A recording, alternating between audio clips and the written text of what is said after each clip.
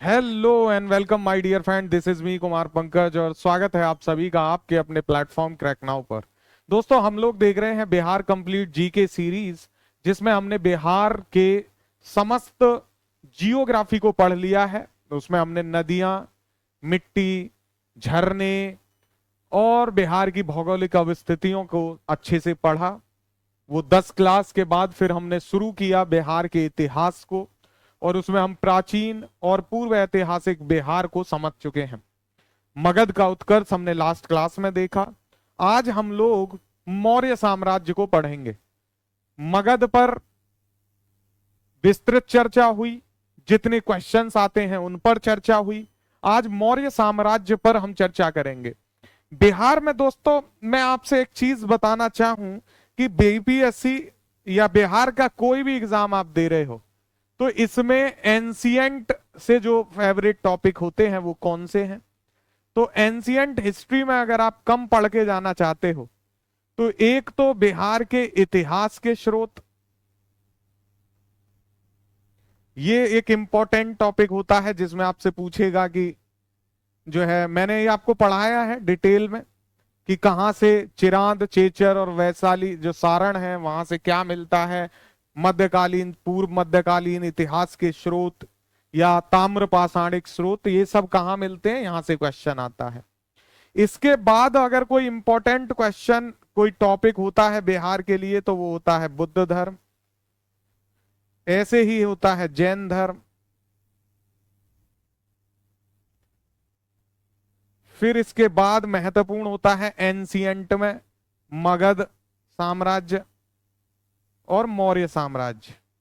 ये ऐसे टॉपिक हैं जहां से क्वेश्चन आता ही आता है। ठीक है, तो हमने इसमें इतिहास के स्रोत, बुद्ध धर्म, जैन धर्म पढ़ लिए हैं। यहीं पे एक अलग से टॉपिक, हम वैसे तो इसको कहते हैं महाजनपद, लेकिन आप बुद्ध धर्म पढ़ते हो तो वहां पे इसके बारे में विस्तृत चर्चा होती है। ये भी एक इंपॉर्टेंट और फेवरेट टॉपिक बिहार के लिए होता है।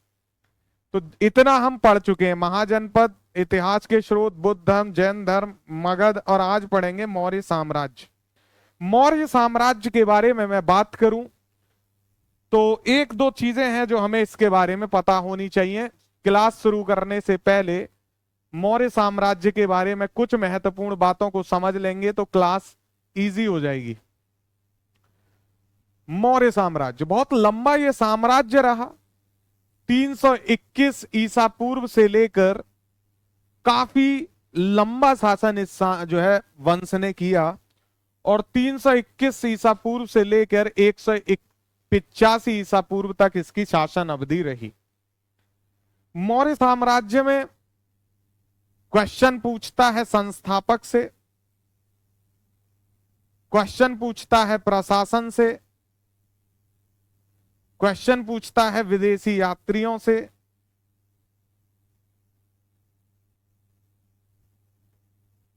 और यहां की शासन व्यवस्था से। अब बात करते हैं मौर्य साम्राज्य के बारे में हमें पता क्या होना चाहिए। तो दोस्तों, 3 व्यक्ति मौर्य साम्राज्य में हमें पता होने चाहिए। चंद्रगुप्त मौर्य, जिन्होंने इस वंश की स्थापना की।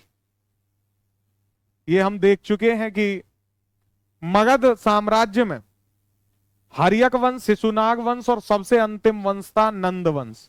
नंद वंश की स्थापना की महापदम नंद ने। उसके बाद उसके अतिरिक्त 8 और राजाओं ने शासन किया, जिसमें सबसे अंतिम था धनानंद। उस धनानंद ने चाणक्य, विष्णुगुप्त या कौटिल्य, कुछ भी कहिए, उस विद्वान का जो है अपमान किया, और अपने अपमान का बदला लेने के लिए चाणक्य ने एक शिष्य को तैयार किया जिसका नाम था चंद्रगुप्त। इस चंद्रगुप्त के साथ मिलकर धनानंद की इन्होंने हत्या की, पराजय हुई धनानंद की। और दोस्तों, चंद्रगुप्त मौर्य ने चंद्रगुप्त मौर्य वंश की जो है स्थापना की। क्या वंश है? वंश की, मौर्य वंश की। इसके बाद इसका पुत्र चंद्रगुप्त का बिंदुसार ये शासन सत्ता संभालता है, और बिंदुसार का बेटा फिर अशोक महान ये इस साम्राज्य को और बल देता है। तो ये 3 है जहां से बिहार में बहुत क्वेश्चन पूछता है। यानी दादा, बेटा और पोता। तो आपसे चंद्रगुप्त का पुत्र बिंदुसार है और चंद्रगुप्त का पोता या पौत्र है अशोक। यहां से क्वेश्चन बनते हैं, पुत्र से भी पूछेगा, पोते से भी पूछेगा और दादा से भी क्वेश्चन पूछेगा। तो ये मैंने आपको क्यों बताया, क्योंकि एक आइडिया लग जाए कि हमें पढ़ना क्या है, तो जीवन आसान हो जाता है। ये क्लासेस वैसे भी मैं क्विक बैच करा रहा हूं। ये क्या है? क्विक रिवीजन सीरीज है। अगर आप क्विक रिवीजन नहीं करना चाहते, फाउंडेशन पढ़ना चाहते हो, तो क्रैक नाउ पे आप कांटेक्ट करिए। फाउंडेशन क्लासेस हम अब दे रहे हैं और हमारा टारगेट है कि 70th बीपीएससी के बाद जितने भी बीपीएससी एग्जामिनेशन हो उनके लिए हम बहुत शानदार क्लासेस दें। तो बीपीएससी या बिहार के किसी भी एग्जाम की आप तैयारी कर रहे हो तो हमें कांटेक्ट करिए इस नंबर पे। किस नंबर पे करेंगे? 9718-901 और 301। और आप कह दीजिए कि हमें फाउंडेशन कोर्स लेना है या हमें बीपीएससी या बिहार के किसी एग्जाम की तैयारी करनी है, तो हम आपका जीवन आसान करेंगे फिर। ठीक है, ये नंबर आप याद रखिए। अब करते हैं क्लास की चर्चा। तो हम आज की क्लास में क्या पढ़ने वाले हैं? मौर्य साम्राज्य। शासन अवधि 321 से 185 ईसा पूर्व। मैंने बताया मौर्य राजवंश की स्थापना चंद्रगुप्त मौर्य ने की, धनानंद को पराजित करके। ठीक है, नंद वंश का अंत होता है, मौर्य वंश की शुरुआत होती है। और मौर्य वंश के बारे में आपसे कई तरीके के क्वेश्चन पूछे जाते हैं दोस्तों। मौर्य वंश की सूचना के संदर्भ में स्रोतों की बात करते हैं और अलग अलग स्रोत में आप देखोगे तो मौर्य वंश के बारे में अलग अलग स्रोतों में अलग अलग चर्चा मिलती है। चर्चा की बात करें तो चर्चा मैं कह रहा हूं इस वंश के कुलीन होने या निम्न जाति का होने के संदर्भ में। जैसे अगर आप बौद्ध परंपरा की बात करो तो बौद्ध परंपरा में मौर्य को माना गया क्षत्रिय कुल का, वैसे ही महावंश टीका में माना गया क्षत्रिय वंश का। लेकिन उसके उलट जैन धर्म की आप बात कर लो, आप ब्राह्मण ग्रंथों की बात कर लो, मुद्रा राक्षस या विष्णु पुराण की बात कर लो, तो इनमें मौर्य वंश को निम्न जाति से संबंधित या फिर शूद्र या कुलहीन जैसे शब्दों से इनको संबोधित किया गया है। यहीं से क्वेश्चन भी बनता है, आपसे पूछेगा बौद्ध परंपरा में मौर्यों को क्या माना गया है, तो आप बताएंगे बौद्धों में माना गया है कि मौर्य क्षत्रिय कुल के थे। ठीक वैसे ही महावंश टीका में भी माना गया है कि जो मौर्य थे वो क्षत्रिय थे। इसके अतिरिक्त आप देखेंगे जैन परंपरा के अनुसार माना गया कि मौर्य निम्न जाति से संबंधित थे। इसके अतिरिक्त आप देखेंगे ब्राह्मण ग्रंथों में इनमें कहा गया कि मौर्य जो था चंद्रगुप्त मौर्य वो नंदराज की शूद्र पत्नी का पुत्र था। विष्णु पुराण मुद्रा राक्षस में भी आप दोस्तों देखोगे तो वहां भी मौर्य वंश को शूद्र और कुलहीन बताया गया है। इसके अतिरिक्त एक चीज अलग है, स्पूनर। आप स्पूनर के अनुसार अगर देखेंगे तो स्पूनर ने मौर्य को बताया है पारसीक। क्या बताया है? पारसीक। तो आपने तीन चीजें दोस्तों याद रखनी है। एक आपने याद रखना है कि जो बौद्ध परंपरा है और उसके साथ साथ जो महावंश टीका है इसमें बताया गया कि जो मौर्य वंश है वो क्षत्रिय कुल से संबंधित है। इसके अतिरिक्त चाहे जैन परंपरा की बात करें, ब्राह्मण ग्रंथों की बात करें या आपसे बात करें विष्णु पुराण या मुद्रा राक्षस की, इसमें मौर्य वंश को या चंद्रगुप्त मौर्य को शूद्र या कुलहीन ही बताया गया है। ठीक है, एक चीज अतिरिक्त है इसमें, स्पूनर। स्पूनरों ने तो एक अलग ही बात कही, इन्होंने कहा कि चंद्रगुप्त मौर्य पारसीक था, है ना। तो अलग अलग जितने मुंह उतनी बातें वाली कहावत है। सबने अपने अपने अनुमानों के हिसाब से अपने अपनी जो है सुविधा के अनुसार ऐसा कहा। जैसे आप देखेंगे कभी कभी गांव में या फिर शहरों में भी, नगरों में, एक छोटा बच्चा किसी ढाबे पे जब काम करता है तो ढाबे पे उस काम करने वाले बच्चे को कोई छोटू बुलाता है, कोई कुछ बुलाता है, अपनी सुविधा के अनुसार सब उसे संबोधित करते हैं। लोगों को पता ही नहीं होता कि वो छोटू अपने परिवार का कितना बड़ा हो सकता है। हो सकता है वो अपने परिवार के लिए जो है खर्चा पानी चलाने के लिए कहीं नौकरी कर रहा हो, बिहार से आया हो, उत्तर प्रदेश से आया हो, और शहरों में आकर वो किसी चाय की टपरी पर या ढाबे पर बर्तन साफ करके अपने पूरे घर को चला रहा हो। तो एक अपने घर का बड़ा किस तरीके से समाज के सामने आकर छोटू हो जाता है, ठीक वैसे ही जब लोगों को मौका मिला चंद्रगुप्त मौर्य या मौर्य वंश के बारे में बात करने का, तो किसी ने शूद्र कहा, किसी ने क्षत्रिय कहा, किसी ने पारसीक तक कह दिया। तो क्योंकि यहां से क्वेश्चन बनता है, इसलिए आपको पता होना चाहिए कि किस भांति के क्वेश्चन यहां से बनते हैं। ठीक है, अब बात आती है मौर्य वंश की स्थापना के संदर्भ में।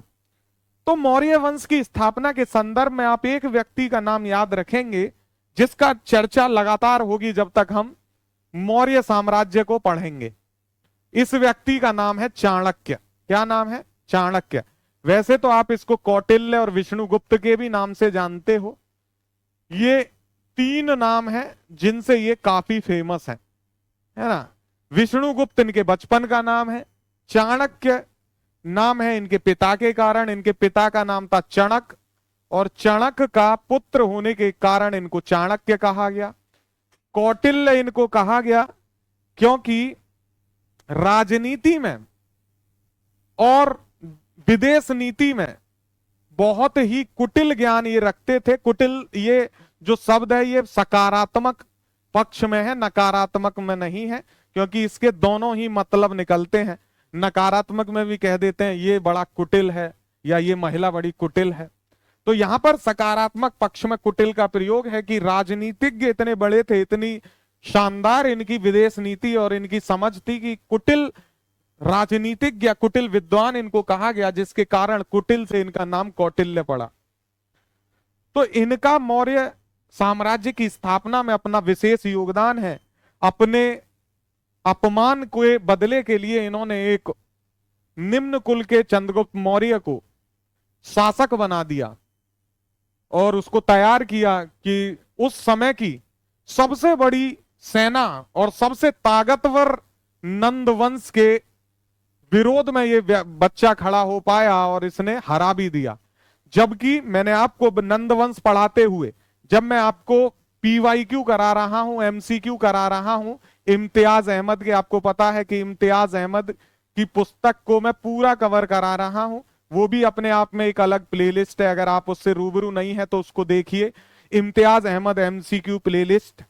वहां पर मैंने बताया था कि नंदवंश अपने आप में इतना शक्तिशाली वंश है कि सिकंदर, या जिसको अलेक्जेंडर आप कहते हो, सिकंदर की हिम्मत नहीं पड़ी कि वो नंद वंश पे या धनानंद पे हमला कर सके। और आपको मैंने बताया था कि धनानंद का समकालीन है सिकंदर। ये क्वेश्चन भी आता है कि धनानंद का समकालीन कौन था, या सिकंदर का समकालीन भारतीय शासक था धनानंद। तो पश्चिम, उत्तर पश्चिम के क्षेत्र पे सिंध की तरफ लगातार सिकंदर ने आक्रमण किया है, लेकिन उसकी कभी हिम्मत नहीं पड़ी कि वो धनानंद पर हमला कर सके, क्योंकि नंद वंश की जो सेना थी, इनके पास घोड़े, हाथी, 2 लाख पैदल सैनिक, 20,000 अश्वारोही और हाथियों की सेना इतनी विशाल थी कि हिम्मत ही नहीं पड़ी। घोड़े, हाथी देख के ही डर गया था सिकंदर तो कि ये क्या बड़ा बड़ा जो है जानवर देख लिया। यूरोप में यानी यूनान में तो हाथी होते नहीं थे, भारतीय जंगलों में हाथी पाया जाता था। तो जब वो पहली बार भारत पर आक्रमण करने आया और उसने देखा कि यहां तो पोरस के पास हाथी हैं, वो डर गया हाथियों को देख के कि ये इतना विशालकाय भीमकाय जानवर कौन है। फिर उसने जो है अपनी जिजीविषा का परिचय दिया और हाथियों से किस तरीके से बचा जा सकता है, किस तरीके से हाथी घबरा के भागने लगते हैं, उस चीज को जाना और फिर उसने युद्ध किया पोरस के साथ। तो उस चंद जो है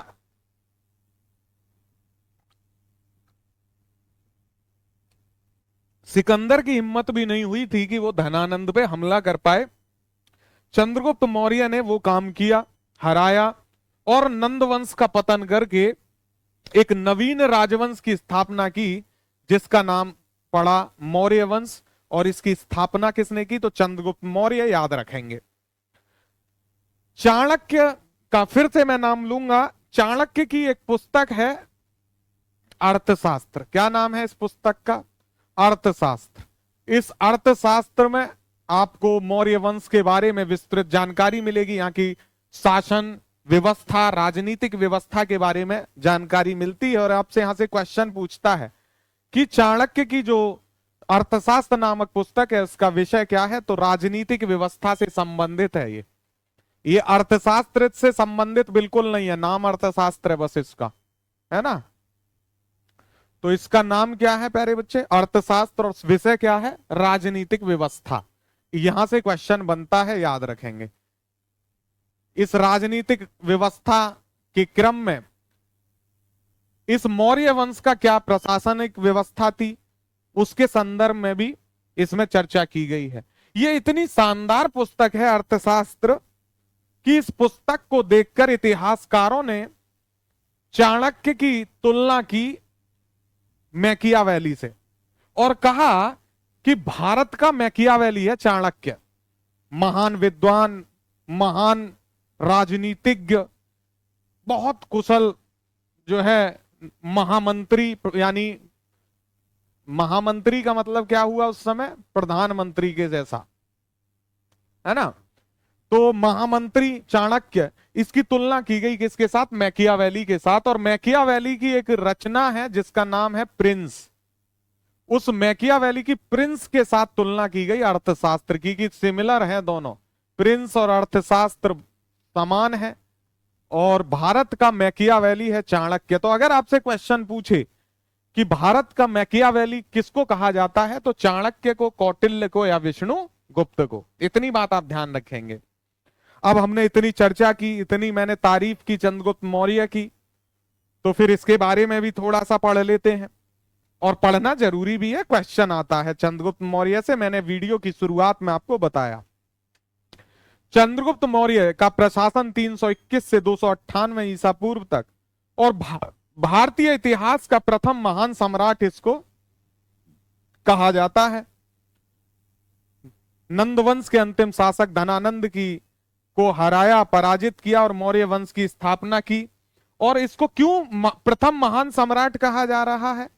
क्योंकि अगर हम ये देखें, ये हमारा प्यारा भारत, तो यहां तो मौर्य वंश शासन कर ही रहा है प्यारे बच्चे। इन्होंने अखंड भारत जो आप आज कहते हो, वो अफगानिस्तान, बलूचिस्तान, सिंध, ये सारा जो क्षेत्र है इन्होंने ये जो है तात्कालीन भारत में मिलाया। यानी इन्होंने नॉर्थ वेस्ट में जो उत्तर पश्चिम क्षेत्र है उधर भी जो है इन्होंने अपना विस्तार किया। विस्तार किस क्रम में किया? तो पश्चिमोत्तर सीमा प्रदेश में एक यहां पर राज्य था जिसका नाम था सेल्यूसिड। क्या राज्य था? सेल्यूसिड। और ये सेल्यूसिड राज्य का राजा कौन था? Seleucus Nicator. कौन था? Seleucus Nicator. सेल्यूकस निकेटर कौन था दोस्तों? तो सेल्यूकस निकेटर था सिकंदर का जनरल या उसका सेनापति। सेल्यूकस निकेटर ने बाद में जब अलेक्जेंडर या सिकंदर की मृत्यु हो गई तो अपना एक स्वतंत्र राज्य स्थापित किया इस वाले क्षेत्र में। और ये क्षेत्र की सीमा कितनी लंबी थी? तो अगर मैं कहूं कि ये है हमारा प्यारा भारत, तो आप देखोगे कि इधर आपको दिखाई देगा तुर्की, है ना, और मिडिल ईस्ट, इजिप्ट विजिप्ट आपको जो है दिखाई देंगे। तो तुर्की से लेके ये जो पाकिस्तान की सीमा है, वर्तमान की मैं बात कर रहा हूं, यहां तक ये सेल्यूसिड साम्राज्य जो है व्यापक विस्तृत था। कौन सा साम्राज्य? सेल्यूसिड। किसका है? सेल्यूकस निकेटर का। तो वो एक कहावत है कि जब गीदड़ की मौत आती है तो गांव की ओर भागता है, या फिर मनुष्य पे नाश जब छाता है तो पहले विवेक मर जाता है। सेल्यूकस निकेटर को लगा कि क्यों ना भारत पर भी जो है आधिपत्य स्थापित किया जाए, और ये भारत पर आक्रमण करने आ गया। शासन किसका चल रहा था? चंद्रगुप्त मौर्य का। बढ़िया जवाब मिला इसको मौर्य साम्राज्य से। और इतना शानदार जवाब मिला कि ये पराजित हो गया, और पराजित होने के क्रम में इसको संधि करनी पड़ी चंद्रगुप्त मौर्य से। किसको? एक यूनानी को, सेल्यूकस निकेटर को। और इस संधि के क्रम में इसको क्षेत्र मिला। क्या मिला? क्षेत्र। और क्षेत्र कौन कौन सा मिला? तो मेरे प्यारे दोस्तों, यह शानदार आपको लगेगा जानने के बाद कि इसको जो क्षेत्र मिला वो मिला पूरा अफगानिस्तान, बलूचिस्तान और सिंध का पूरा क्षेत्र। ये किसको मिल गया? मौर्य साम्राज्य को। किससे मिल गया? तो सेल्यूकस निकेटर से। राज कर रहा था इस पे, संधि के क्रम में इसको ये देना पड़ा। ये तो गया राज्य। एक चीज और गई और वो कौन था? हेलना। हेलना कौन थी प्यारे बच्चे? हेलना, ये भी आप याद रखेंगे। ये हेलना थी सेल्यूकस निकेटर की पुत्री। सेल्यूकस निकेटर की पुत्री का विवाह कराया गया चंद्रगुप्त मौर्य के साथ, जिनका नाम था हेलना। तो इस तरीके से भारत को क्या क्या, यानी मौर्य साम्राज्य को क्या प्राप्त हुआ? अफगानिस्तान मिला, बलूचिस्तान मिला, और मिला मेरे प्यारे बच्चे सिंध का पश्चिम क्षेत्र, और मिली हेलना, है ना, विदेशी पत्नी मिली चंद्रगुप्त मौर्य को। बदले में क्या देना पड़ा? तो 500 हाथी। ठीक है, तो ये संधि हुई, और संधि के क्रम में इस साम्राज्य का बराबर विस्तार हुआ। ये संधि के क्रम में एक व्यक्ति उस समय भारत आया जिसका नाम है मेगास्थनीज, और यहां से क्वेश्चन बनता है दोस्तों, ये क्या आया? ये आया सेल्यूकस निकेटर का राजदूत बनकर, और वो भी इसी संधि के संदर्भ में। तो आपसे यहां पूछेगा मेगास्थनीज किसके दरबार में आया? तो चंद्रगुप्त मौर्य के दरबार में। क्यों आया? क्योंकि उसने संधि करनी थी और उसके संदर्भ में बातचीत। तो कहां आया? पाटलिपुत्र में, क्योंकि पाटलिपुत्र इनकी राजधानी थी चंद्रगुप्त मौर्य की उस समय। इसने एक पुस्तक लिखी जिसका नाम था इंडिका, और इसमें विस्तृत चर्चा इन्होंने पाटलिपुत्र और मौर्य साम्राज्य के बारे में की, इस इंडिका नामक पुस्तक में। एक क्वेश्चन आता है कब आया? तो 315 ईसा पूर्व में आया। ये युद्ध कब हो रहा है? तो 305 ईसा पूर्व के आसपास हो रहा है। तो ये भी आपने याद रखना पड़ेगा दोस्तों। ठीक है, तो ये एक चीज थी जो आपको पता होनी चाहिए थी यहां से। इसके साथ साथ एक बात क्या महत्वपूर्ण है, चूंकि ये वाला जो क्षेत्र है उत्तर पश्चिम का, ये अफगानिस्तान, बलूचिस्तान और सिंध का पश्चिमी क्षेत्र, ये चंद्रगुप्त मौर्य ने यूनानी यानी सेल्यूकस निकेटर से छीना है, मतलब विजित किया है, जीता है। तो चूंकि इन्होंने पश्चिमोत्तर सीमा प्रदेश को, यानी नॉर्थ वेस्ट को क्या कहेंगे? तो ये क्या है? पूरब, ये है पश्चिम, ये है उत्तर, ये है दक्षिण। तो ये क्या कहेगा? पश्चिमोत्तर कहलाएगा। क्या कहलाएगा? या तो उत्तर पश्चिम कह दो, पश्चिम उत्तर कह दो, या एक साथ लिखोगे तो पश्चिमोत्तर कहलाता है ना। तो चूंकि इस चंद्रगुप्त मौर्य ने सेल्यूकस निकेटर से पश्चिमोत्तर प्रदेश को मुक्त करा लिया, इसलिए भारत का मुक्तिदाता कहा जाता है चंद्रगुप्त मौर्य को। क्या कहा जाता है? भारत का मुक्तिदाता। ठीक है, आपसे यहां से क्वेश्चन पूछेगा कि किसको भारत का मुक्तिदाता कहा जाता है? तो चंद्रगुप्त मौर्य को दोस्तों भारत का मुक्तिदाता कहा जाता है। ये बात आप ध्यान रखेंगे, क्योंकि इसने पश्चिमोत्तर भारत को सेल्यूकस निकेटर की पराधीनता से जो है छुटाया है, आजाद कराया है, इसलिए ऐसा कहा जा रहा है। ठीक है, तो इसमें अब ऐसा कोई जानने वाली चीज नहीं रही जो आपको पता ना हो। मैंने डिटेल में सारी बातें आपको समझा दी। अब आगे बढ़ते हैं। ये तो बात हो गई तत्कालीन मौर्य साम्राज्य के उत्तर पश्चिम क्षेत्र की, है ना। ये हम ऐसे जो है इसको मिला सकते हैं। अगर हम बात करें कि जो मौर्य साम्राज्य था इसका विस्तार कितना था दोस्तों, तो हम इसका विस्तार देखेंगे। तो ये तो यहां पर पश्चिम उत्तर में हो गया अफगानिस्तान, बलूचिस्तान, पश्चिमी सिंध। अगर आप पूरब में देखोगे तो बंगाल, बिहार, ये जो सारे क्षेत्र हैं दोस्तों, उड़ीसा, है ना, ये भी इनके अंदर में थे उस समय। आप नीचे जाओगे तो दक्कन का क्षेत्र भी इनके अंडर में था। तो बच क्या गया? सिर्फ ये जो नीचे वाला क्षेत्र है, जिसमें आप वर्तमान में देखोगे तमिलनाडु और दोस्तों केरल, ये जो क्षेत्र है ये सिर्फ बचा हुआ था, जिस पे मौर्य साम्राज्य यानी चंद्रगुप्त मौर्य का शासन नहीं था। नहीं तो सारे क्षेत्र पे जो है इन्होंने अपना शासन स्थापित कर लिया था। इसीलिए कहा जाता है कि प्राचीन भारतीय इतिहास का सबसे महान और सबसे प्रथम सम्राट चंद्रगुप्त मौर्य को। ठीक है, बात समझ में आई? बाकी संधि की मैंने बात कर ली, हेलना के विवाह की बात कर दी, सारी चीजें बता दी। मेगास्थनीज सेल्यूकस निकेटर का राजदूत बन के आया, ये मैंने बता दिया। ये पाटलिपुत्र में आया, इंडिका नामक पुस्तक की इसने रचना की। अब बात कर लेते हैं थोड़ी सी मेगास्थनीज पे अलग से, क्योंकि यहां से क्वेश्चन बनता है तो इसको भी हम डिटेल में समझ लेते हैं। मेगास्थनीज क्या है दोस्तों? राजदूत है। किसका राजदूत है? सेल्यूकस निकेटर का। सेल्यूकस निकेटर कौन है? चंद्र जो है सिकंदर महान का जनरल है, जो बाद में अपना एक अलग शासन स्थापित कर लेता है।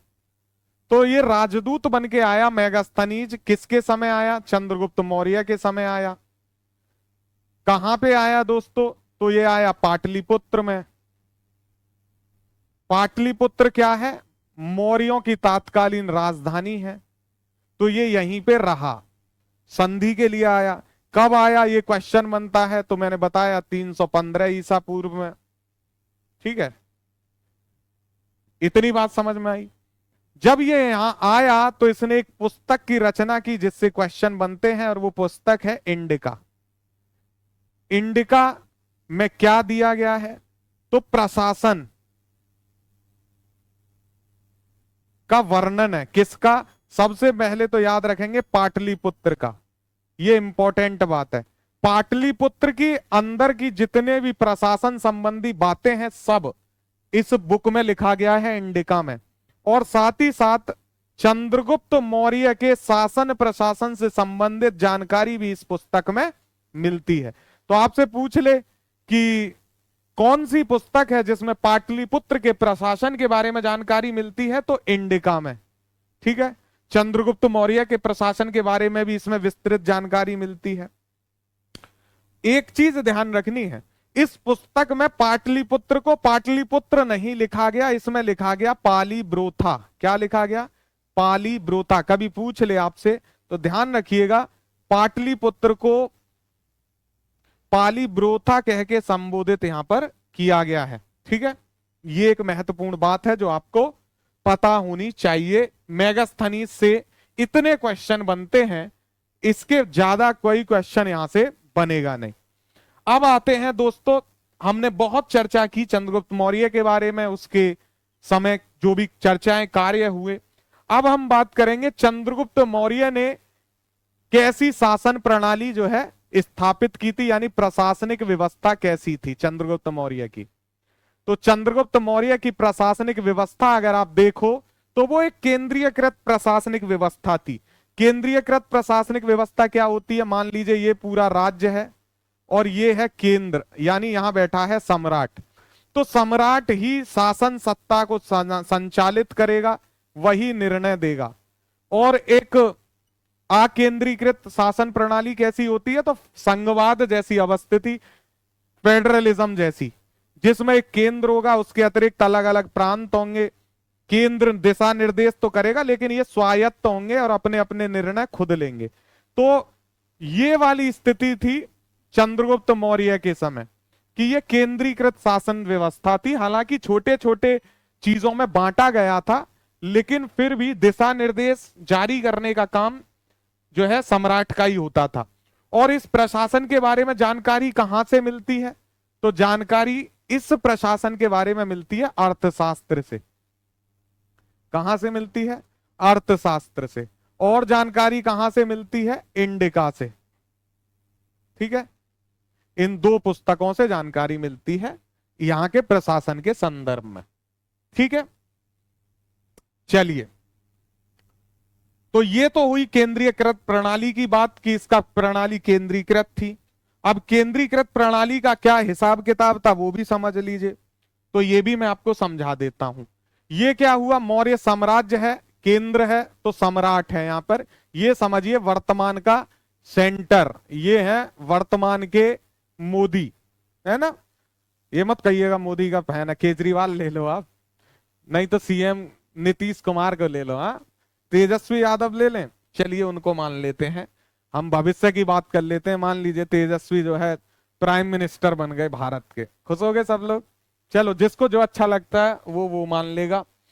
तो केंद्र है ये, सम्राट चंद्रगुप्त मौर्य केंद्र में बैठे हैं। अब इतना बड़ा केंद्र है, इसको संभालने के लिए तो समस्या होगी। तो क्या किया इन्होंने, इन केंद्रों को छोटे छोटे प्रांत में बांट दिया। किस में बांट दिया, ये हो गए प्रांत, ठीक है। तो मौर्य सम्राट है, उस केंद्र उसके नीचे है प्रांत, ये सब मैंने बताए छोटे छोटे प्रांत। इन प्रांत को फिर बांटा गया जिलों में। किस में बांटा गया, जिलों में, ठीक है। तो प्रांत के नीचे जिला है या निकाय है या प्रधान स्थानिक है, ठीक है।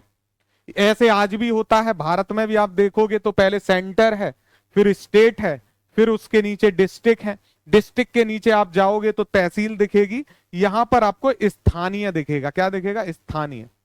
तहसील के नीचे आप जाओगे तो आपको क्या दिखेगा, कहीं कहीं ब्लॉक होते हैं, कहीं कहीं तहसील ब्लॉक एक ही होता है, और फिर होता है पोस्ट ऑफिस। तो यहां होता है द्रोणमुख। क्या होता है, द्रोणमुख।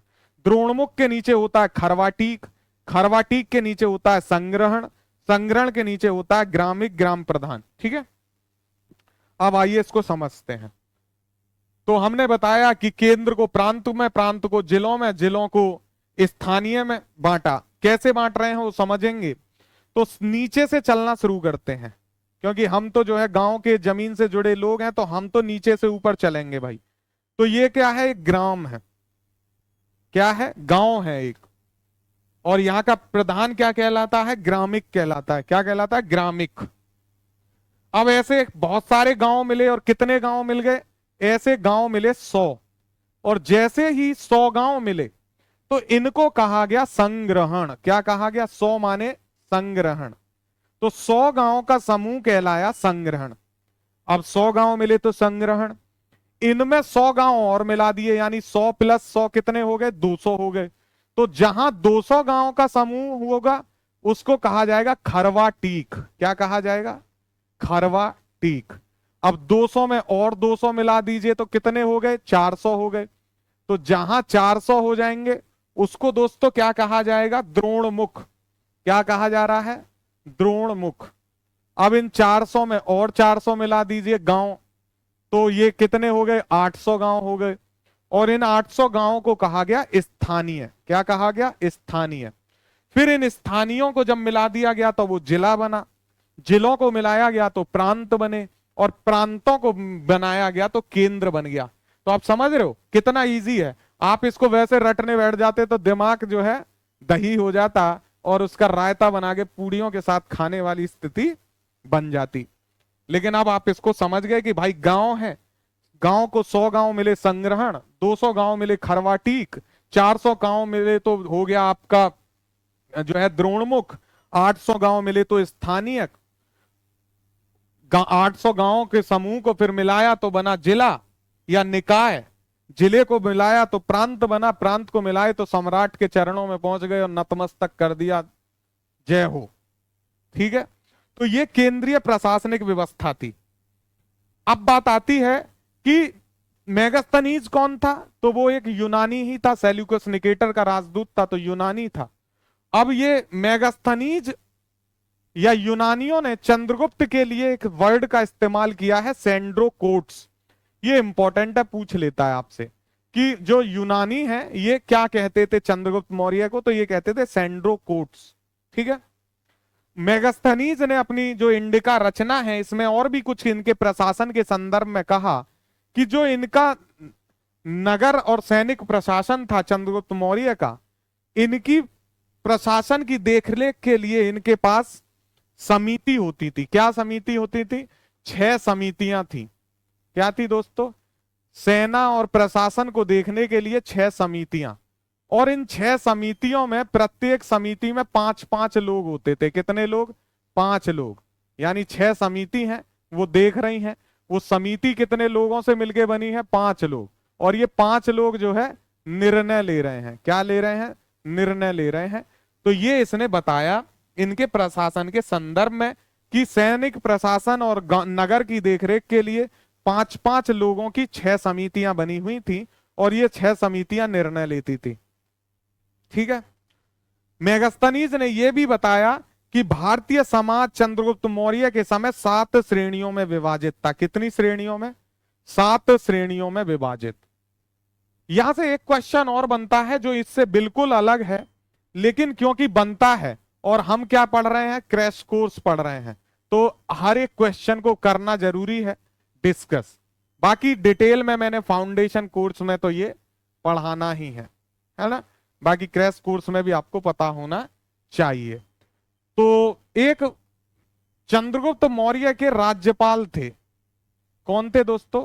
राज्यपाल। इनका क्या नाम था? पुष्यगुप्त वैश्य। क्या नाम था इनका? पुष्पगुप्त या पुष्पगुप्त, है ना। पुष्पगुप्त याद रखिए, कहीं पुष्यगुप्त भी लिखा होता है। पुष्यगुप्त वैश्य। इन्होंने सुदर्शन झील का निर्माण कराया था। किसका? सुदर्शन झील का। यह जानकारी किस में मिलती है? तो जूनागढ़ अभिलेख में इसके बारे में जानकारी है। और ये जूनागढ़ अभिलेख किससे संदर्भित है, संबंधित है? तो ये है रुद्रदामन से संबंधित। किससे? रुद्रदामन। आप इसको ऐसे पढ़ते होगे, रुद्रदामन का जूनागढ़ अभिलेख। और इस रुद्रदामन के जूनागढ़ अभिलेख में लिखा गया है कि चंद्रगुप्त के राज्यपाल पुष्यगुप्त वैश्य, और ये कहां के राज्यपाल थे? तो सौराष्ट्र के। कहां के? सौराष्ट्र। इन्होंने सुदर्शन झील का निर्माण करवाया, जो काफी फेमस है, काफी महत्वपूर्ण रहेगी। जब तक हम मध्यकालीन भारतीय इतिहास को पढ़ेंगे वहां तक इसकी चर्चा चलेगी। इसकी फिर से मरम्मत होगी, निर्माण होगा, वो हम देखेंगे आगे। तो पुष्पगुप्त वैश्य ने सुदर्शन झील का निर्माण करवाया, और ये पुष्पगुप्त किससे संबंधित है? चंद्रगुप्त मौर्य से।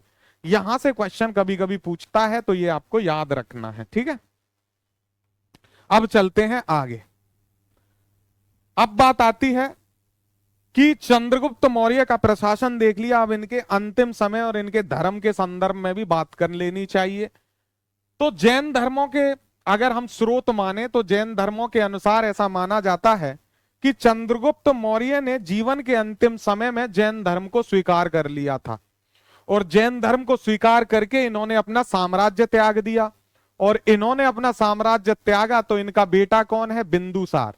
बिंदुसार ने उस साम्राज्य पे शासन करना शुरू कर दिया, और चंद्रगुप्त मौर्य चले गए संन्यास ग्रहण करके श्रवणबेलगोला। कहां चले गए? श्रवणबेलगोला। ये याद रखेंगे, इंपॉर्टेंट है। श्रवणबेलगोला कहां है? कर्नाटक में। यहीं ये गए, अपना जीवन व्यतीत किया, और जैन संप्रदाय के अनुसार इन्होंने जीवन जीते हुए अपने शरीर का त्याग कर दिया। जब चंद्रगुप्त मौर्य श्रवणबेलगोला जा रहे थे तो ये अकेले नहीं गए थे। एक और व्यक्ति था जो जैन संप्रदाय से जुड़ा हुआ था और जैन संप्रदाय का आचार्य था, जिसका नाम था भद्रबाहु। ये भद्रबाहु भी दोस्तों पाटलिपुत्र को छोड़कर चंद्रगुप्त के साथ ही श्रवणबेलगोला चले गए थे। तो आपसे अगर क्वेश्चन पूछ ले कि कौन जो है सन्यासी था या कौन आचार्य था जो चंद्रगुप्त मौर्य के साथ श्रवणबेलगोला गया, तो वो भद्रबाहु था। इंपॉर्टेंट है, ध्यान रखेंगे। तो ये था चंद्रगुप्त मौर्य के बारे में कुछ डिटेल। एक चीज और है कि चंद्रगुप्त मौर्य जहां रहते थे, राजा प्रासाद कहते हैं भवन को, कि ये जो राजभवन में रहते थे, उस राजभवन के अवशेष कहां मिले हैं चंद्रगुप्त मौर्य के? तो ये मिले हैं पटना। पटना के समीप एक जगह है कुमरार, जो गांव पड़ता है। इस कुमरार गांव में राजा प्रसाद, जिसमें चंद्रगुप्त मौर्य रहते थे, उसके अवशेष मिले हैं। इन अवशेषों को खोजा था श्यूनर ने। किसने? श्यूनर। तो ये भी आप याद रखेंगे, आपसे पूछ ले चंद्रगुप्त मौर्य के राजा प्रसाद के अवशेष कहां से मिले हैं, तो ये मिले हैं कुमरार गांव से, जो पटना के समीप पड़ता है। श्यूनर ने इनको खोजा था। चंद्रगुप्त मौर्य का शासन के साथ बात समझ में आई। अब हम आगे बढ़ते हैं, उनके पुत्र की बात करते हैं। पुत्र का नाम था बिंदुसार। तो बिंदुसार 298 से 273 ईस्वी तक शासन करते हैं। चंद्रगुप्त मौर्य के बेटे हैं, मैंने ये पहले ही बताया, और इनके बेटे हैं अशोक। तो चंद्रगुप्त मौर्य के पुत्र और उनके अधिकारी, उत्तराधिकारी जो जो है उत्तराधिकारी, सीरिया के शासक एंटियोकस का राजदूत डायमेकस भारत आया था इनके समय में। ये ध्यान रखेंगे, यहां से जो क्वेश्चन बनता है वो यही बनता है कि चंद्रगुप्त मौर्य का पुत्र और उसका उत्तराधिकारी था बिंदुसार, है ना। और बिंदुसार के समय में एंटियोकस का राजदूत था डायमेकस। ध्यान रखेंगे, इनके दरबार में दो व्यक्ति आए हैं, एक आया है डायमेकस और एक आया है डायनीसियस। ठीक है, किसके दरबार में आए हैं? ये बिंदुसार के में। मेगास्थनीज किसके में आया? चंद्रगुप्त मौर्य के में। तो ये यात्रियों से क्वेश्चन आता है बिहार में या किसी भी स्टेट में, यात्रियों से क्वेश्चन तो पूछे ही जाते हैं, फेवरेट टॉपिक होता है। इतिहास के स्रोत के लिए महत्वपूर्ण चीज है, विवरण मिलता है। तो डायमेकस किसका राजदूत था? एंटियोकस का। डायनीसियस ने भेजा था, फिलाडेल्फस ने डायनीसियस को, ये यूनानी शासक था, टॉलमी फिलाडेल्फस इसका नाम था, इसने डायनीसियस को भेजा था, है ना। तो ये दो हैं जिनको आपने याद रखना है। बिंदुसार ने, प्यारे बच्चे, सीरिया का शासक कौन था? एंटियोकस। इस एंटियोकस से इसने कुछ निवेदन किया, कुछ आग्रह किया और कहा कि हे मित्र, मुझे आप दारू भेज दीजिए। क्या भेज दीजिए? दारू, शराब, मदिरा। तो मीठी मदिरा मांगी इन्होंने कि मैं जो है सीरियाई दारू पीऊंगा अब। तो मीठी मदिरा मांगी और मांगे सूखे अंजीर, और कहा कि जब मैं जो है मदमस्त होऊंगा तो उसके बाद फिर ज्ञान भी लूंगा, तो एक विद्वान भी भेज दो। तो सीरिया का जो है शासक था एंटियोकस, उसने कहा कि आप दारू पियो, अंजीर खाओ, ज्ञान ना लो। तो उन्होंने मदिरा भेजी, सूखे अंजीर भेजे, लेकिन विद्वान नहीं भेजा था। ध्यान रखेंगे। तो मेरे प्यारे दोस्तों, एंटियोकस ने विद्वान या दार्शनिक नहीं भेजा, शेष वस्तुएं भेज दी। तो यानी मदिरा भेजी थी और सूखे अंजीर भेजे थे। और इनका राजदूत कौन था? डायमेकस। ठीक है, ये भी याद रखेंगे, महत्वपूर्ण है। तो बिंदुसार के अनेक नामों का प्रयोग जो है किया गया है, और वो अनेक नामों का प्रयोग हमें पढ़ना होता है दोस्तों। तो बिंदुसार के अनेक नामों में एक है अमित्र केट्स। ये कहां मिलता है? यूनानी ग्रंथ में, अगर आपसे पूछ ले तो। आतली द्रोचर्स मिलता है स्ट्रेबो में। एक इंपॉर्टेंट नाम है जहां से सबसे ज्यादा क्वेश्चन पूछे जाते हैं, वो है अमित्र घात।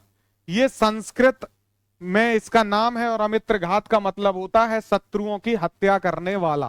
ठीक है, ये ध्यान रखेंगे, जो नाम पूछे जाते हैं उनको मैं इंपॉर्टेंट लिख दूंगा। तो अमित्र घात पूछा जाता है, बिंदुसार का एक सबसे महत्वपूर्ण नाम है, शत्रुओं की हत्या करने वाला, संस्कृत नेम है ये। ठीक है, अमित्र चर्च मिलता है एथेनियस में। अमित्र खंड मिलता है संस्कृत में, इसका भी मतलब होता है शत्रुओं का नाश करने वाला। अमित्र घात या अमित्र खंड एक ही बात है। सिंह सेन मिलता है, ये इंपॉर्टेंट है, इसको ध्यान रखेंगे। सिंह सेन इसको कहा गया है जैन ग्रंथों में। सीम सेन कहा गया राजवली में। भद्रसार कहा गया वायु पुराण में। बिंदुपाल कहा गया है फा ट्वेन चुलीन में। ये चीनी साहित्य है।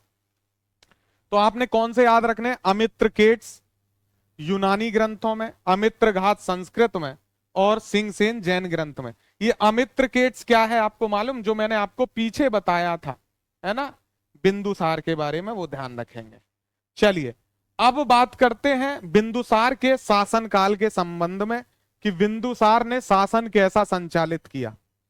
तो बढ़िया शासन संचालित किया इसने, लेकिन इसके समय में तक्षशिला में 2 बार विद्रोह हुआ था। आपसे पूछेगा कि किस मौर्य साम्राज्य या शासक के समय तक्षशिला में विद्रोह हुआ था, तो वो हुआ था दोस्तों बिंदुसार के समय। किसके समय? बिंदुसार के शासनकाल में तक्षशिला में 2 बार विद्रोह हुआ। पहली बार जब विद्रोह हुआ तो उसके दमन के लिए अशोक को भेजा गया, और दूसरी बार जब विद्रोह हुआ तो उसके दमन के लिए सुसीम को भेजा गया, है ना। दूसरे विद्रोह के दमन के लिए किसको भेजा गया? सुसीम को। सुसीम कौन था दोस्तों? सुसीम था बड़ा बेटा किसका? बिंदुसार का। ठीक है, ध्यान रखेंगे। तो इनमें से जो एक विद्रोह हुआ है वो किस लिए हुआ? तो माना जाता है कि जो सुसीम था ये प्रशासन अच्छे से नहीं कर रहा था, तो इसके कुप्रशासन की वजह से तक्षशिला में विद्रोह हुआ था। और एक विद्रोह के बारे में जानकारी नहीं मिलती है कि क्यों हुआ, लेकिन इतना पता होना चाहिए कि तक्षशिला में 2 बार विद्रोह हुआ। जो एक बार सुसीम, जो बिंदुसार का बड़ा बेटा था, उसने उस विद्रोह को दबाया, और एक बार अशोक ने स्वयं विद्रोह को दबाया। ठीक है। बिंदुसार ने अपने साम्राज्य को प्रांतों में विभाजित किया, वो मैं आपको दिखा चुका हूं कि कैसे केंद्र है और फिर उसमें छोटे छोटे प्रांत हैं, और प्रत्येक प्रांत में एक उपराजा के रूप में कुमार को नियुक्त किया। कुमार बोले तो इसका बेटा, जैसे एक प्रांत को अशोक संभाल रहा है, एक प्रांत को जो है इसका दूसरा बेटा, जिसका क्या नाम मैंने बताया, सुसीम है, सुसीम संभाल रहा है। तो इस तरीके से इन्होंने प्रांतों को दे दिया बेटों के, और से केंद्र में खुद बैठा रहा, है ना। इसने अपने प्रशासनिक कार्यों के लिए एक मंत्री परिषद की स्थापना की और अनेक महामात्यों की नियुक्ति की, यानी मंत्रियों की नियुक्ति की। तो इस तरीके से ये इसने प्रशासन चलाया बिंदुसार ने। एक महत्वपूर्ण चीज है कि बिंदुसार के दरबार में इनके गुरु रहते थे जिनका नाम था पिंगल वत्स। क्या नाम था इनके गुरु का? नाम पिंगल वत्स। पिंगल वत्स को कहा जाता है कि ये आजीवक संप्रदाय से संबंधित व्यक्ति थे जो भविष्यवाणी करते थे, और बिंदुसार इनको अपना गुरु कहता था। इन्होंने भविष्यवाणी की थी मेरे दोस्तों अशोक के संदर्भ में, और इन्होंने कहा कि अशोक आगे चल के एक महान राजा बनेगा, और ये भविष्यवाणी पूर्ण हुई भविष्य में। तो यहां से क्वेश्चन आपसे क्या पूछता है? आपसे पूछेगा कि पिंगल वत्स जो है आजीवक संप्रदाय या आजीवक भविष्य वक्ता पिंगल वत्स किसके समय में था? तो ये बिंदुसार के दरबार में था, याद रखेंगे। बिंदुसार के संदर्भ में जो है इतनी बातें महत्वपूर्ण होती हैं। फिर शासन आता है उसके पुत्र का, अशोक का। तो अशोक के दादा चंद्रगुप्त मौर्य, पिता बिंदुसार, और फिर आया अशोक, मौर्य वंश का एक महान और प्रतापी शासक। 273 ईसा पूर्व में यह शासक नियुक्त हुआ, लेकिन इसका राज्याभिषेक हुआ 269 ईस्वी में।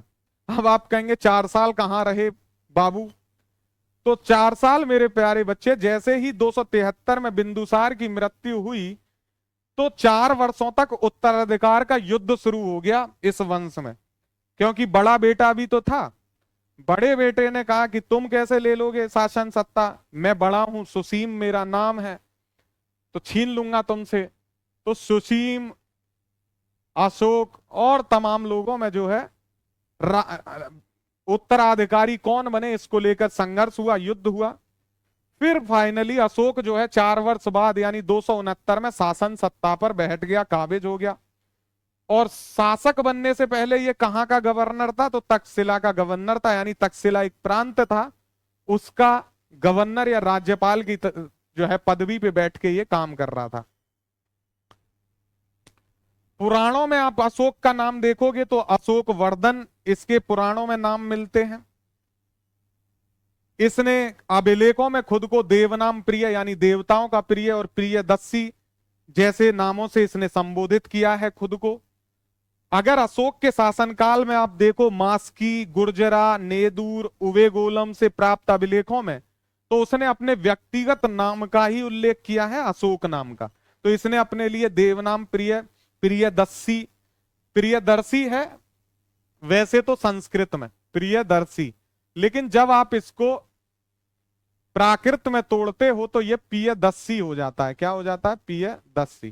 तो आपको कहीं कहीं ये प्रियदर्शी लिखा दिखाई देगा, कहीं कहीं प्रियदर्शी लिखा दिखाई देगा। तो इन अभिलेखों में मास्की, गुर्जरा, नैदूर और उबैगोलम में इसने अशोक का नाम आता है, जबकि भानु शिलालेख में अशोक को मगध के राजा के रूप में चित्रित किया गया है, प्रदर्शित किया गया है।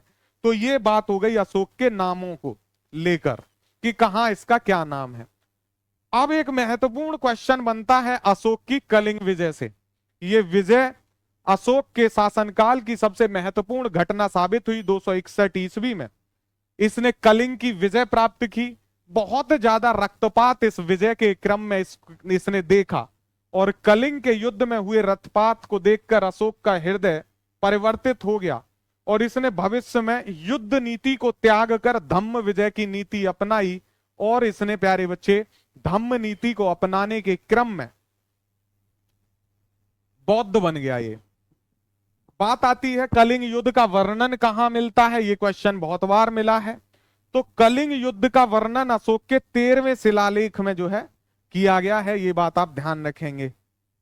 और इसी तरीके से अन्य अभिलेखों में दिए गए विवरण से स्पष्ट हो जाता है कि अशोक बौद्ध भिक्षु उपगुप्त के प्रभाव से बौद्ध धर्म का अनुयायी बन गया था। इंपॉर्टेंट है, ध्यान रखेंगे।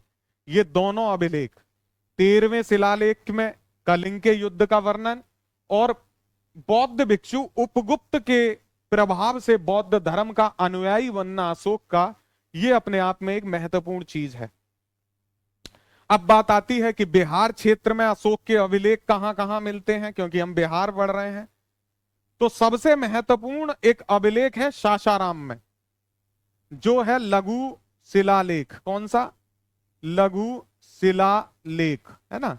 ये अशोक का लघु शिलालेख है जो सासाराम, रोहतास डिस्ट्रिक्ट, पटना में मिलता है, बिहार में मिलता है ना। सासाराम क्या है? हेडक्वार्टर है। रोहतास डिस्ट्रिक्ट है, राज्य पटना, जिला, राज्य है बिहार, है ना। चलिए, तो बिहार क्षेत्र में अशोक के अभिलेख अगर आप देखो तो शिलालेख भी मिलते हैं, स्तंभ लेख भी मिलते हैं और गुफा लेख या गुहा लेख मिलता है। बराबर की पहाड़ियों में आप इन्हें देख सकते हो। जगह कौन कौन सी है? तो बराबर की पहाड़ी, सासाराम मैंने बता दिया, यहाँ पे एक ही चीज मिलती है, लघु शिलालेख मिलता है। चंपारण में इनके 3 मिलते हैं, लौरिया अरेराज, लौरिया नंदनगढ़ और रामपुरवा। वैशाली और पाटलिपुत्र में भी इनके अभिलेख मिलते हैं, लेकिन जो वैशाली और पाटलिपुत्र में इनके अभिलेख हैं, इन पे कुछ लिखा हुआ नहीं है, इसलिए यहां से क्वेश्चन नहीं बनता है। तो क्वेश्चन कहां से बनेगा? बराबर की पहाड़ियों से। तो यहां पे मिले हैं गुहालेख या गुफालेख, ठीक है, जिनमें इन्होंने आजीवक संप्रदायों को दान में दिए गए का उल्लेख है। सासाराम में लघु शिलालेख है। फिर बचता है एकमात्र चंपारण, इसमें 3 है, लौरिया अरेराज, लौरिया नंदनगढ़ और रामपुरवा। ये हम आगे देखेंगे, तो ये भी ध्यान रखना है अशोक के अभिलेखों के बारे में। ये जितने भी अभिलेख अशोक के बिहार में मिले हैं, इसकी अगर आपसे भाषा पूछेगा तो इंपॉर्टेंट है, प्राकृत भाषा है। ध्यान रखेंगे कि बिहार में अशोक के जितने भी अभिलेख मिले उनकी भाषा प्राकृत और लिपि ब्राह्मी है दोस्तों, ठीक है। ये बात आपने ध्यान रखनी होगी, इंपॉर्टेंट है कि बिहार में अशोक के अभिलेख जो मिले उनकी भाषा प्राकृत रही और लिपि जो है ब्राह्मी रही। जबकि आप अशोक के अभिलेख देखें तो ऐसा नहीं है कि अशोक के अभिलेख सिर्फ इसी भाषा में मिल रहे हैं। अगर हम ये मान लें कि अशोक का ये पूरा साम्राज्य है, तो जो अशोक का पूर्वी साम्राज्य है जिसमें बंगाल, बिहार आ रहा है, यहां पे प्राकृत भाषा और ब्राह्मी लिपि का प्रयोग है। आप अशोक का पश्चिम वाला जो क्षेत्र देखोगे, यहां पर खरोष्टी लिपि का प्रयोग हुआ है। और जो थोड़ा सा क्षेत्र है यूनानी, वहां पर अराइमक श्रेणी जो है लिपि का प्रयोग भी किया गया है। किसका? अराइमक, ठीक है। तो ये भी ध्यान रखेंगे। अशोक दोस्तों पहला ऐसा जो है शासक था जिसने अपने अभिलेख लिखवाने शुरू किए थे, पहला भारतीय शासक है।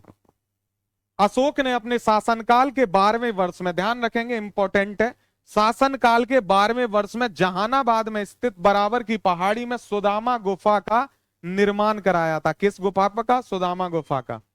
इसका बेटा दशरथ करवाएगा गोपी गुफा का निर्माण, है ना।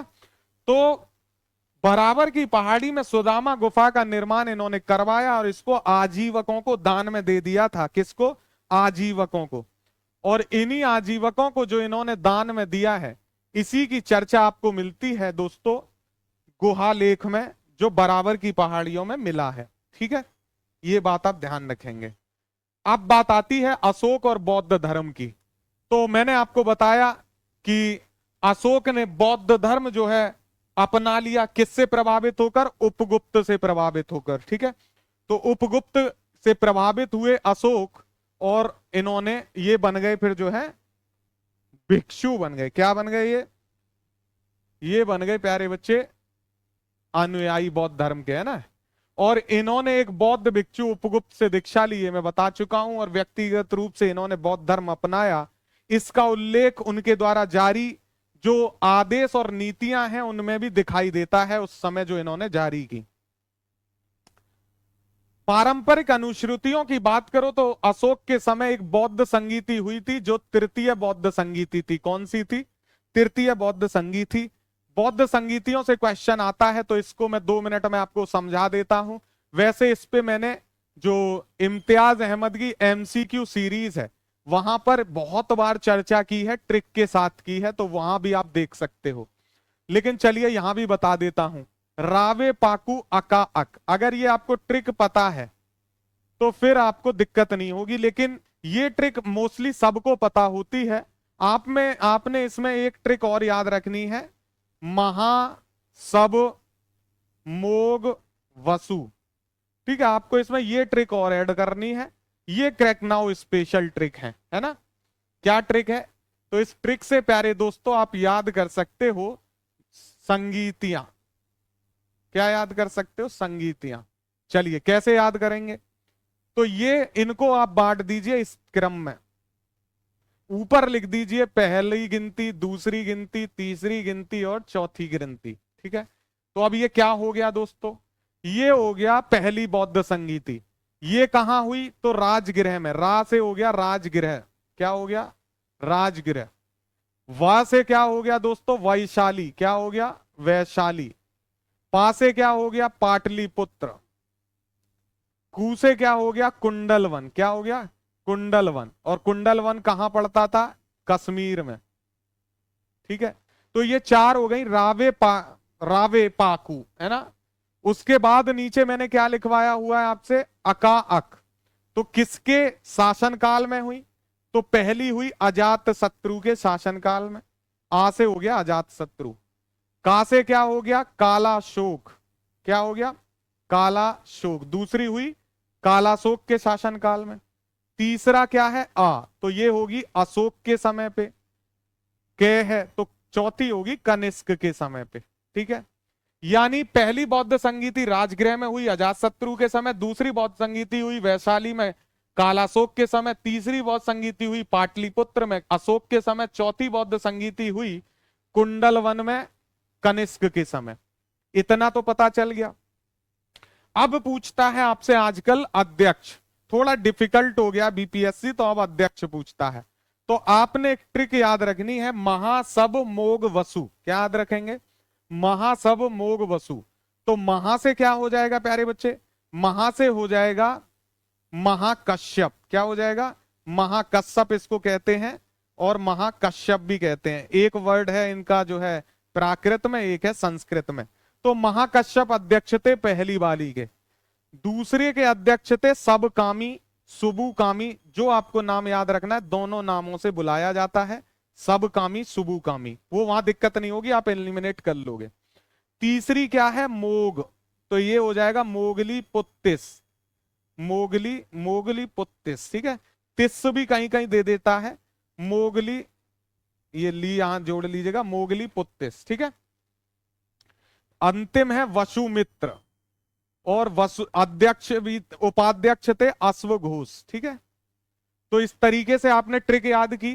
रावे पाकू अकाअक महासब मोग वसु, इस तरीके से आपने जो है सारी जो है संगीतियां याद कर ली। इसके अतिरिक्त आपने समय सीमा याद करनी है, तो बहुत इजी है। समय सीमा में तो कोई दिक्कत ही नहीं है। ऐसे खींचिए 4 डंडे और एक तरफ लिखते जाइए 483 ईस्वी ईसा पूर्व। ठीक है, फिर इसमें 100 कम कर दीजिए, 383 ईसा पूर्व लिख दीजिए। फिर इसमें और कुछ कम करिए, 249 ईसा पूर्व लिख दीजिए, ठीक है। और यहां लिख दीजिए पहली शताब्दी। क्या लिख देंगे? पहली शताब्दी। बस जीवन आसान है।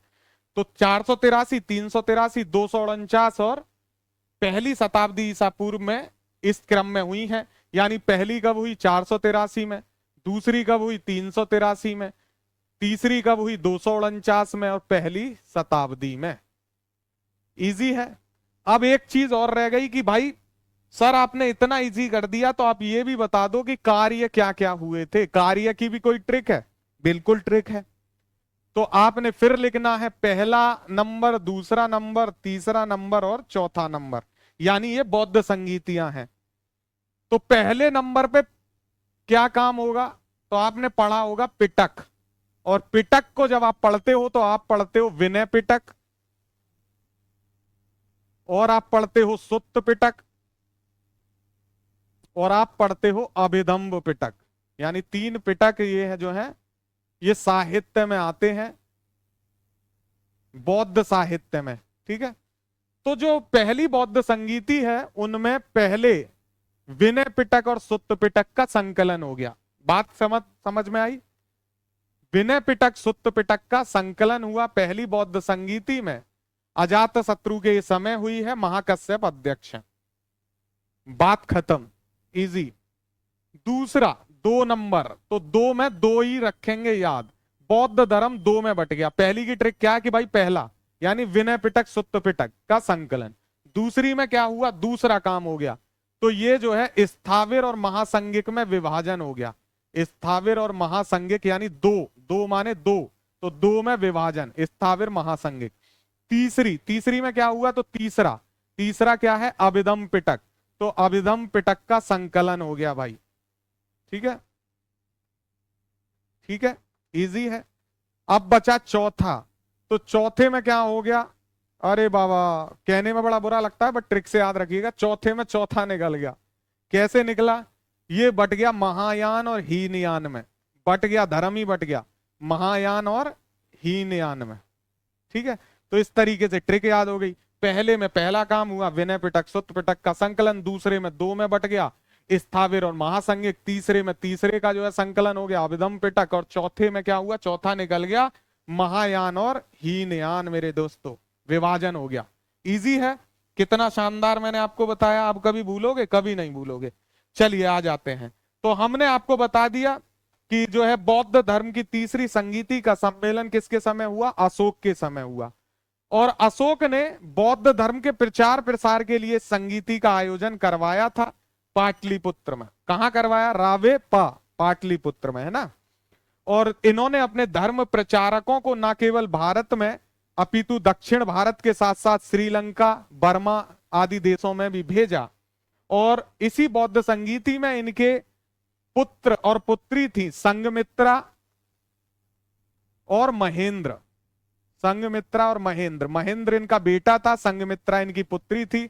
इन दोनों को इन्होंने श्रीलंका भेजा बौद्ध धर्म के प्रचार के लिए, ये भी आप याद रखेंगे, है ना। और ये मैं बता ही चुका हूं कि तीसरे में क्या हुआ? अभिधम्ब पिटक नामक बौद्ध धर्म ग्रंथ की रचना भी जो है यहां पर की गई है।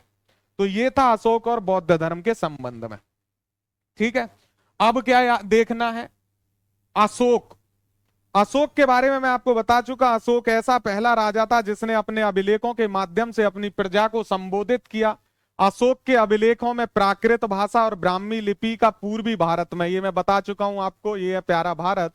तो जो पूर्वी भारत में इन्होंने यानी बंगाल बिहार में प्राकृत भाषा और ब्राह्मी लिपि का उपयोग किया। पश्चिमोत्तर भारत में इन्होंने खरोष्टी लिपि का प्रयोग किया। और जो ग्रीक वाला क्षेत्र है उसमें ग्रीक और अराइमक लिपि का प्रयोग भी इन्होंने सीमा प्रांत में जो है किया है, ये याद रखेंगे। आपको बिहार का पूछेगा तो आपने याद रखना है बिहार वाले क्षेत्र में इनकी प्राकृत भाषा और ब्राह्मी लिपि रही है। रुम्मनदेही अभिलेख के अनुसार, ये इंपॉर्टेंट है, ध्यान रखेंगे, रुम्मनदेही अभिलेख के अनुसार अशोक ने राज्याभिषेक के 20वें वर्ष में लुम्बिनी जो बुद्ध का जन्म स्थान है वहां की यात्रा की, और वहां का भूमि कर घटाकर 1/6 से 1/8 कर दिया। तो आपसे यहां से सीधे पूछेगा कि अशोक अपने राज्याभिषेक के कौन से वर्ष में लुम्बिनी की यात्रा पर गए? तो 20वें वर्ष इन्होंने लुम्बिनी, जहां बुद्ध का जन्म हुआ, वहां की यात्रा की।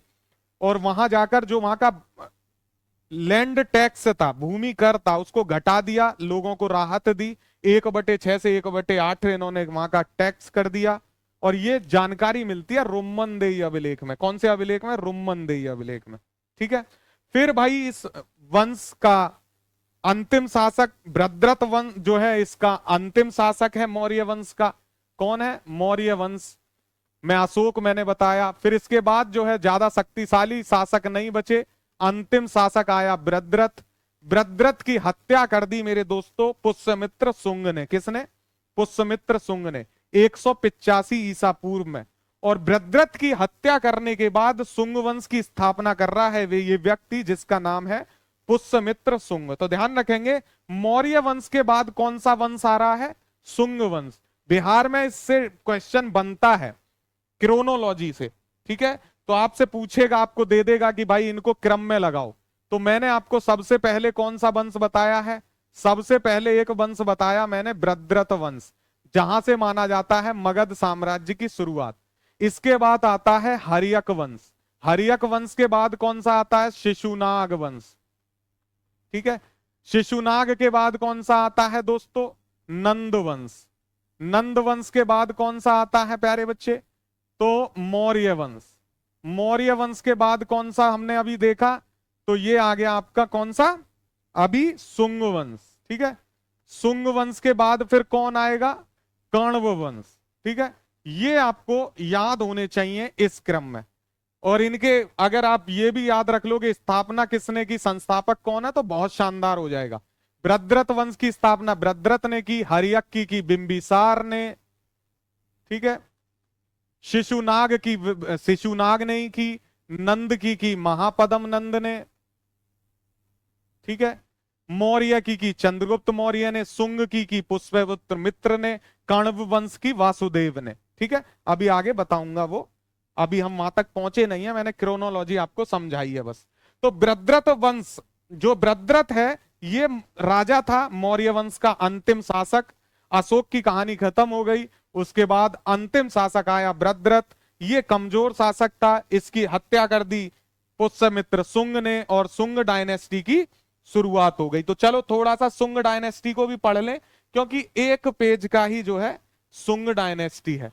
बिहार में अशोक के अभिलेख देख लेते हैं इससे पहले कि शुंग डायनेस्टी पे चले।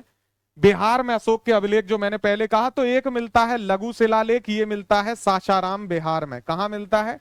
सासाराम बिहार में। इंपॉर्टेंट है, याद रखेंगे, आपसे पूछेगा बिहार में लघु शिलालेख कहां मिलता है, तो सासाराम में मिलता है। इंपॉर्टेंट है। और मिलते हैं स्तंभ लेख, 3 मिलते हैं स्तंभ लेख। एक है लौरिया अरेराज, एक है लौरिया नंदनगढ़, एक है रामपुरवा। ये तीनों ही मिलते हैं चंपारण में दोस्तों। इनकी खोज की थी कार्लाइल ने 1872 ईस्वी में। इसके अतिरिक्त एक मिलता है गुहालेख। गुहालेख कहां मिलता है? बराबर की पहाड़ियों में। किस डिस्ट्रिक्ट में? बराबर की पहाड़ियां, गया में। और इसमें आजीवक संप्रदाय के साधुओं को गुहा दान किया, ऐसा इसमें पता चलता है।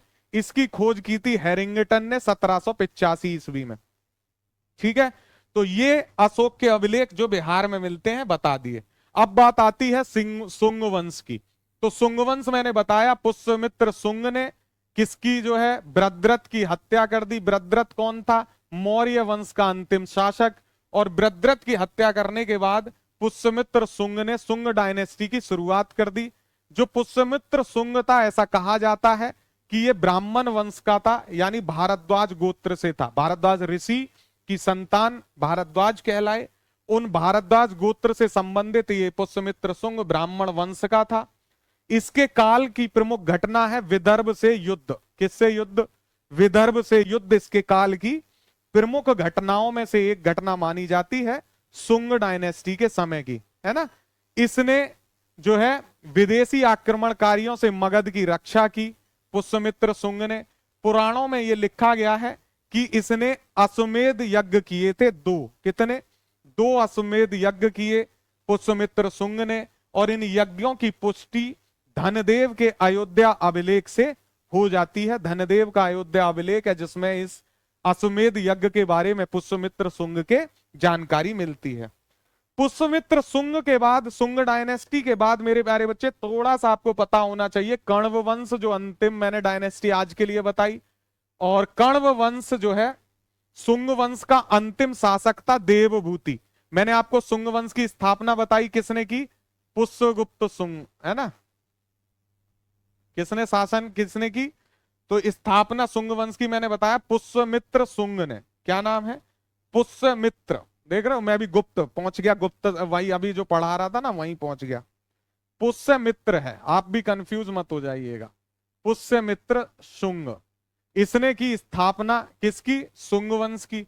फिर इसका अंतिम शासक था देवभूति। इस देवभूति का मंत्री था वासुदेव। इस वासुदेव ने देवभूति की कर दी हत्या और कण्व वंश की स्थापना की 73वीं ईसा पूर्व में। कौन से वंश की? कण्व वंश की। तो आपसे यहां से क्वेश्चन पूछेगा कण्व वंश की स्थापना किसने की? तो मेरे प्यारे बच्चे वासुदेव ने। वासुदेव कौन है? तो कण्व वंश का जो है ये स्थापक है, शासन करता है। अब बात आती है कण्व वंश के संबंध में, तो पुराणों से इसके बारे में जानकारी प्राप्त होती है। शुंगों के समान ये भी ब्राह्मण वंश का था, यानी ये दोनों ही डायनेस्टी, शुंग और कण्व दोनों ही ब्राह्मण थे। अंतिम शासक था कण्व वंश का सुशर्मा। क्या नाम था? सुशर्मा मेरे प्यारे बच्चे। सुशर्मा जो है ये अंतिम शासक था। इसकी हत्या कर दी सातवाहन शासक सिमुक ने, और इस तरीके से जो है सातवाहन डायनेस्टी शुरू हो जाएगी। तो कण्व के बाद सातवाहनों का शासन आएगा, लेकिन अभी हम वहां नहीं जा रहे हैं क्योंकि हम पढ़ रहे हैं बिहार के संदर्भ में। और बाकी अब आगे कल पढ़ेंगे। हम कल जैन धर्म को शुरू करेंगे। क्लास आपको पसंद आई हो तो दोस्तों शेयर जरूर करिए, हमें आपका सपोर्ट चाहिए। और शेयर कितने दोस्तों को करना है? कम से कम 5 दोस्तों को, कम से कम 5 लोगों को आप इस क्लास को शेयर करिए।